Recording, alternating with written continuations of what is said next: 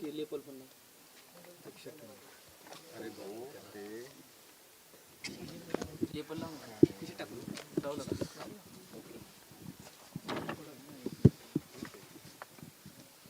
कालची भेट झाली, काय चर्चा झाली, काय माहिती मिळाली तुम्हाला? हे तपासासंदर्भात आढावा घेण्यासाठी आम्ही आलो होतो की कुठपर्यंत तपास आला आहे, काय चाललं आहे. तर तपास CIDकडं असल्यामुळं परत आम्ही त्यांच्या तपासी अधिकाऱ्याकडे गेलो. जास्त काही चर्चा झाली नाही त्यांच्यासोबत, ते बाकीचे तपास चालू होते. त्याच्यामुळं मग ते म्हणले तुम्हाला ज्यावेळेस वेळ भेटेल त्यावेळेस तुम्ही आमचे संपर्क करा किंवा आम्ही करू, मग आपण चर्चा करू.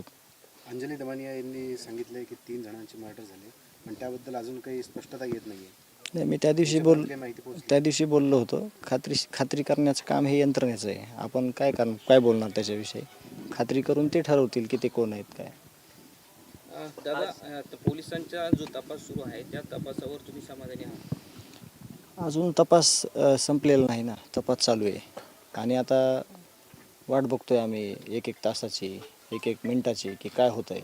आम्हाला अपेक्षा आहे की सर्व आरोपी अटक होऊन त्यांना शिक्षेसाठी म्हणजे शिक्षा व्हायला पाहिजे, आम्हाला न्याय भेटायला पाहिजे, त्या भूमिकेत आम्ही आहोत.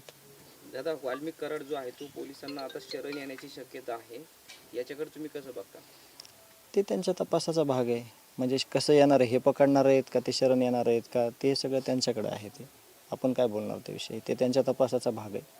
आज तुम्ही जरांगे पाटलांची भेट घेतलेली आहे, काय मागणी केली, काय सांगितलं? अजून दादांसोबत चर्चा नाही केली, आत्ताच आलोत आम्ही. आणि चर्चा काय हीच, दादा थोडं मी दुःखात आहे.